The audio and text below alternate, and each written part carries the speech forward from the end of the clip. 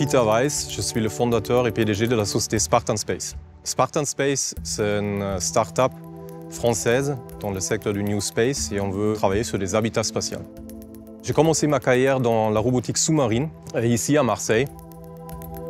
Mais après, j'ai travaillé également dans la robotique spatiale.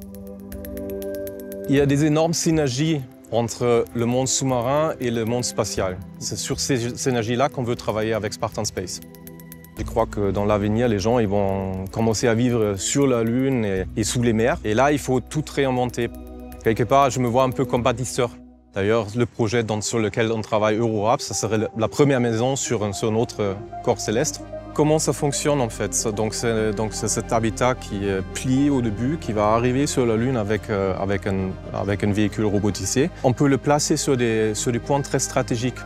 C'est un habitat gonflable qui a été conçu comme une charge utile, ça c'est très important. Et ils peuvent être utilisés comme des refuges ou comme des camps de base. Le prix de la Fondation Jacques Rougerie nous a permis à ouvrir pas mal de portes. Suite à ce prix-là, on a pu aller à Dubaï, présenter Eurorap à l'exposition universelle. On a eu des financements pour construire un prototype. Aujourd'hui, j'ai un objet que je peux montrer. Je dis voilà, ça va être ça. Emmanuel Dufrane, je suis professeur à l'école d'architecture de Strasbourg. Je suis membre du jury de la Fondation Jacques Rougerie pour le concours sur l'espace et la mer. C'est la première fois qu'on avait quelqu'un, Spartan Space, qui proposait un projet certes à tendance architecturale, mais qui avait la vraie capacité à être réalisé et à être envoyé sur la Lune.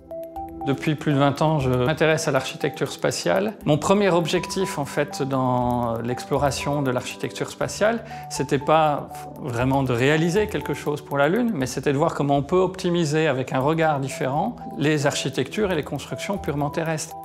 Ce que nous pouvons apporter, c'est tout simplement essayer de faire du transfert de technologie, du transfert de connaissances vers nos bâtiments de tous les jours. Toutes les technologies et les solutions du secteur bâtiment sont très importantes pour nous parce qu'en fait, on cherche les solutions. Donc des liaisons avec le cluster du bâtiment du futur, pour nous, ils sont très importantes parce qu'on cherche donc des technologies qui sont existantes, qui sont matures, qu'on peut implémenter dans notre bâtiment lunaire. Il n'y a rien de différent en fait entre un bâtiment sur la Lune et un bâtiment terrestre. C'est un bâtiment autonome en énergie, autonome en consommation d'eau, qui doit gérer ses déchets. Hormis les contraintes liées à la construction sur la Lune, qui sont les chutes d'astéroïdes, la température et les rayonnements, hormis ça, c'est exactement la même chose.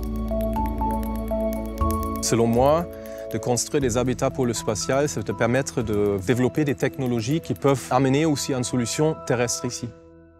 En fait, je veux vendre un service, un peu comme un Airbnb sur la Lune, si vous voulez.